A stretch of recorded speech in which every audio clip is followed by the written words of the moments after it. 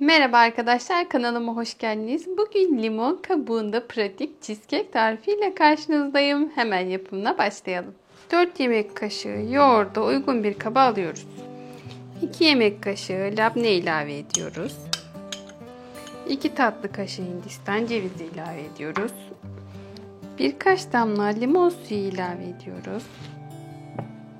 Yaklaşık 2 yemek kaşığı bal ilave ediyoruz. Çırpıcı yardımıyla karıştırıyoruz. 2 adet limonu dikey bir şekilde kesiyoruz. Limonun içlerini kaşık yardımıyla çıkartıyoruz. Limonlarımızı yarıya böldük ve içlerini çıkardık.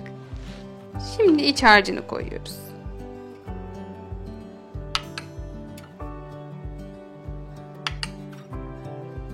Üzerini fındıkla süslüyoruz.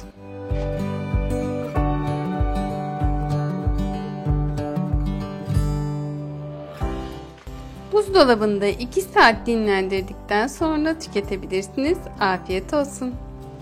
Bugün birlikte limon kabuğunda pratik cheesecake yaptık. Siz de tarifimi deneyip yorumlarda görüşlerinizi benimle paylaşırsanız çok sevinirim. Videomu beğendiyseniz beğen butonuna basmayı, yeni videolarımdan haberdar olmak için kanalıma abone olup bildirim zilini açmayı unutmayın.